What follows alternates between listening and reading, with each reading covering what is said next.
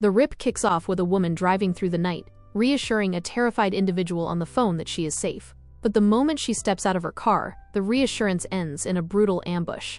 Before she takes her final breath, she manages to fire off one last text message. This isn't just a random victim. She is Captain Jackie Velez of the Miami-Dade Police Department.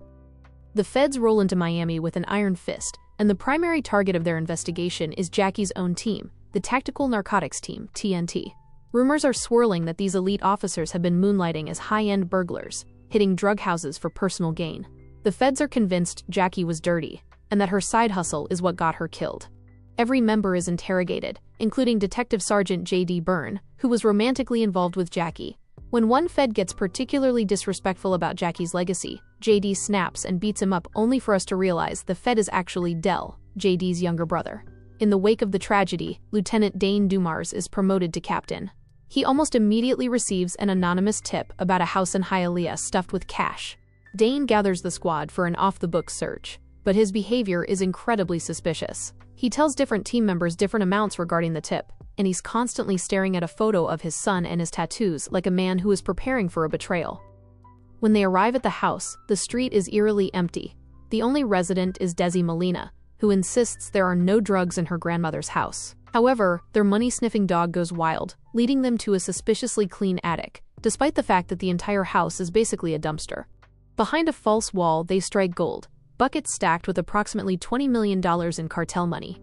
Dane immediately confiscates everyone's phones, citing security, and tasks Lolo and Newman with counting the cash. This is where the red flags fly high. Protocol says report the find immediately, yet Dane keeps everything completely off the grid. His instincts about the phones were right, though, because one of the cops, Mike Rue, is seen texting someone on a burner that they just hit a jackpot of dirty money. While interrogating Desi, who turns out to be a seasoned snitch for the feds, the team receives an anonymous call telling them to leave in 30 minutes or die, because $150,000 isn't worth dying for. JD begins to fear that his best friend Dane is the crooked cop the FBI is looking for, especially since he told JD the tip said $300,000. So why did he lie? And the fact that Dane refuses to show him the tip only makes it worse. JD starts to think Dane used them to pull a robbery. He immediately calls a DEA officer named Maddie Nix for a background check on Dane. Maddie paints a bleak picture. Dane lost his son to cancer, his marriage fell apart, and he's broke. The perfect profile for a corrupt cop. This suspicion is seemingly confirmed when Desi overhears Dane telling Lolo and Newman that they should just keep the money and tell HQ they only found $150,000. Desi spills these beans to Detective Mike, but what's he gonna do? He's equally corrupt. They spend most of the movie counting money while Mike Rue stays outside guarding the place and coordinating with his people to come steal the money. That is, until a light in a neighboring house begins to flicker. JD deduces it's Morse code, spelling out pigs. The cartel is watching. JD goes to investigate, which is incredibly stupid, but Dane ultimately follows after him for backup. When the 30-minute timer hits 0, a hail of bullets rains down on the house. Lolo, a mother of 2, is shot in the leg, but the team manages to stabilize her and fight off the attackers. In a bizarre turn, the cartel member from the Morse code house reveals they weren't the ones who attacked. They valued $20 million, but not enough to deal with the heat of killing 5 cops. He tells them point blank, one of their own killed Jackie. With the cartel now washing their hands off the $20 million, Dane and the others are happy it's up for grabs. This causes a fight between JD and Dane, who calls him corrupt.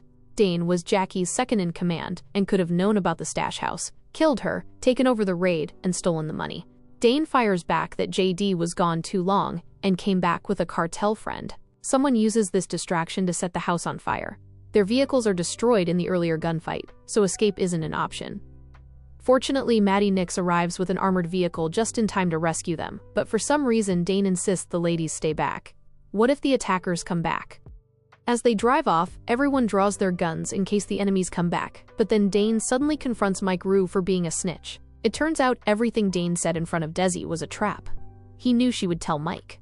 Dane never intended to steal the money. He was fleshing out the rat. He knew Mike was a snitch the moment the anonymous caller mentioned the $150,000 figure, which was a specific number he only told Mike, but he needed to let it play out to see who else he was working with. He purposely told his crew members different amounts to find the traitor, and he followed JD to the Morse code house earlier to explain the plan. The original tip came from Jackie herself. She texted Dane right before she died. She knew about the cartel money, and she was working with Desi that night to use it as bait for dirty cops. She just didn't live long enough to finish it. The fight between JD and Dane was a ruse to steal Mike's burner phone. When Mike argues that Dane took everyone's phone, so how could he text anyone, Dane calmly pulls out the burner and uses Mike's face to unlock it. The final shocker is that Matty Nix, the DEA backup, is in on it. He didn't call for support. He came alone to finish the job.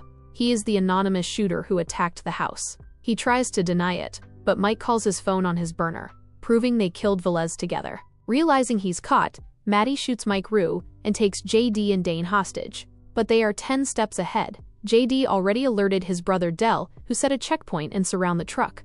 Despite being surrounded, Matty won't surrender. He gets his escape when Mike attempts to shoot at him. He steals a car, and it becomes a badass car chase. JD chases after him while Dane chases after Mike. Ultimately, JD catches up to him after his car falls off a bridge. The man still won't give up and attempts to shoot JD, who empties the bullets in him. At the end of the day, the money they were supposedly transporting were bags full of books. The real money is still in the paints bucket left with the ladies. In the end, Mike is arrested, and the money is handed over to the feds. Surprisingly, not a dollar is missing. I really thought they were at least going to pocket a bundle because Lola was seen lamenting how life-changing a bundle of that money would be to her. I guess no crookedness here, straight and narrow police. Under Florida informant laws, anyone who helps the state seize criminal assets can claim up to 20%. With $20 million recovered, Desi walks away with $4 million. JD and his brother Del finally share a forced but meaningful hug. The TNT team is cleared, and Desi is officially a millionaire.